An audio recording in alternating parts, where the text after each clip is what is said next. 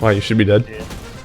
I don't know what the plan is here. It's kind of all over the place. You don't really have one, it feels like. You're like, oh, maybe I'll go through here on main, you know? Maybe I'll do this. Maybe I'll just like put my crosshair into this wall and not consider threats. Maybe I'll expose myself to this one, this one, this one, this one, this one all at the same time. So we're kind of just like, we're doing things without purpose here. As a jet, you need to have purpose. I'm taking this space. Here's my cloudburst pathing. Here's how I'm dashing into it. And then we're going like so. Guys, follow, bait me for a kill. I promise you at this rank, they have no idea how to deal with a jet that dashes into their space, right? If you just get that part down, you're automatic free plat. And even beyond plat, honestly, like this is like enough to get you to ascendant, really. But they don't know how to deal with it. When they see that, they go, people shoot it, people shoot it. And then they end up running into shooting them because they have no idea what to do, right? As soon as you pull them away from a crosshair placement that they have practiced constantly over and over again, for example, an on angle, like the one that you were standing in when you got shot there, like this spot, they panic and they don't know what to do, right? Yeah, it's panic season. Yeah. As soon as you start making them have to aim, they get inconsistent, right? As soon as you pull crosshair placement into an uncommon spot that they've never fought before or something that they're not ready for, they panic and fall apart.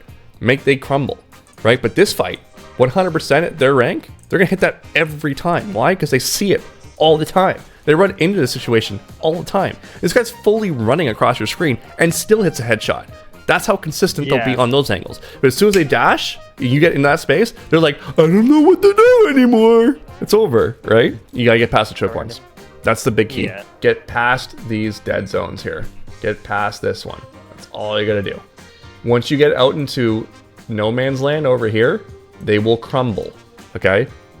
Identify where the kill zone is, get past the kill zone.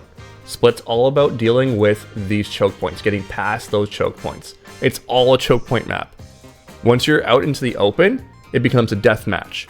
Well, guess what you do a lot, but they don't do? Deathmatch. You play a lot of deathmatch, right? Because I tell you to do that. So if you take them into deep waters, you will drown them because they don't have the hours you do. You put the time in. So play your game, don't let them play their game, right?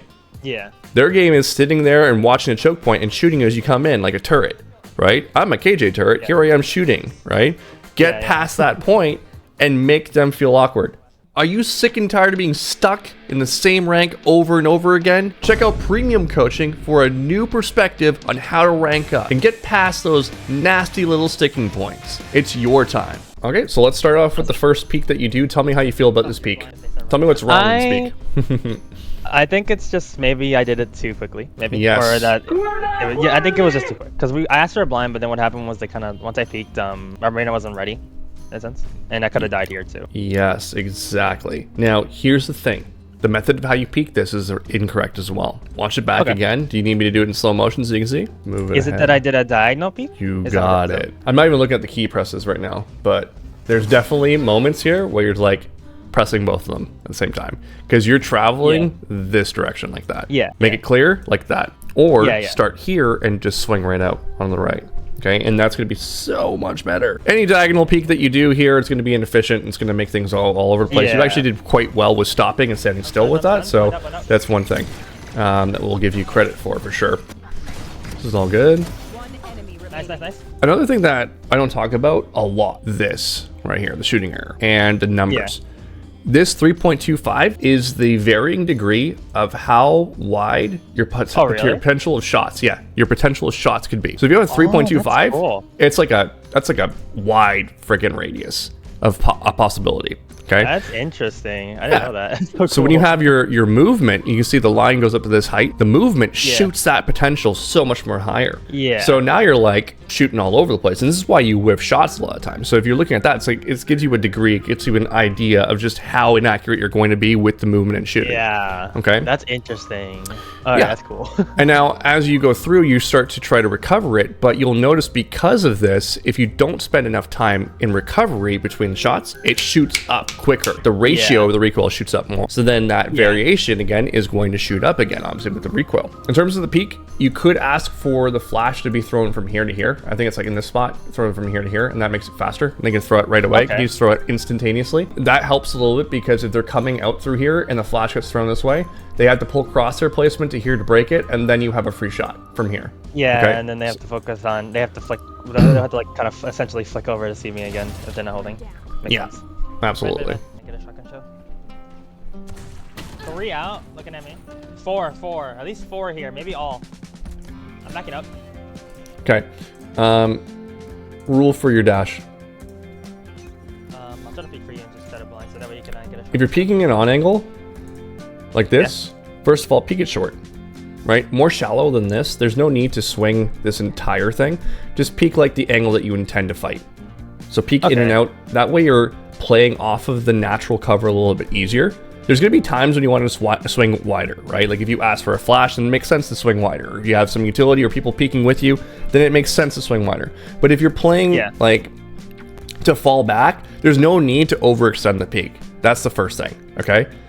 This way, you can save dash for later into the round because you're moving yourself off into an off angle while you're peeking wide, but you can keep yourself on the on angle and dodge in and out using the natural cover without having to pop dash. This dash could make a big impact later on into the round, or could be combined with your cloudburst to retake this bomb site after your Reyna dies, right? So conserving your util for the absolute dire moments is important. You pop your dash after the fact, and this is clearly reactionary, probably based on a fear response of you dying. Remember that you're on a bonus round right now. There's no risk. If you die here, it's not a big deal, but you also don't need to overextend this peak at all here. So when you're in the on angle and you have a close wall that you can dodge in and around, or you have natural cover, you don't necessarily need to pop that dash right away. Gotcha. Instead, think about playing, if you were to play in this angle, for example, right? And you're trying to catch them here. If you got to that spot, if you popped your dash once you got your first kill and you dash to this position to be able to keep yourself alive and throw a cloudburst, then that's fine. That's an off-angle dash position. That's fine. The other way you would use it is, again, retaking bomb sites. I'm surprised you didn't shoot another one. You must not have it. Fuck, I tried to get there. My bad. That range is just tough. You're not going to win that fight against Vandal. It's just that simple. You have 20 HP as well. It's just like, cool, you shot at him. It was just a dead fight, yeah. It was just a dead fight. It was just a bad fight for me in general. There's nothing I could do there. I just had to try something. It just wasn't meant to be. So you have 2 cloudbursts, right? The first one, 20 HP. how did you throw it? You didn't even throw it, right? You can scale and get closer and get under 29 meters, right? Throw a cloudburst directly down, jump into it, or throw a cloudburst right here and then jump right down to that one. Like there's a lot of things you can do to close the distance to make this a little better for yourself. You can even go and throw a cloudburst on top of the double stack that will allow you to move out. So for example, right over here, toss it right onto this wall. It will stick to the wall and allow you to move this way to take a fight on someone here. Yeah, because it cuts out line of sight. Yeah. Correct. Okay. Yeah, nothing wrong with that. So you got 2 pieces of utility. I don't want you getting to the mindset that I'm on eco. I want to try to save this for a rainy day or save it when I have in my gun rounds. Like if you bought it on your eco, use it. Don't just sit on it, right? It doesn't make sense to not use it. Maybe you can get one frag out of it, and then that one frag could turn into a blip on your knives, and then you get knives, and you get a 5k because you got the one single kill. So like, I'd rather you just push the issue and try to get the frag rather than sitting on the utility and just be like, well, you know, let me just save this for a rainy day. Just don't buy it in the first place if you're not going to use it, right?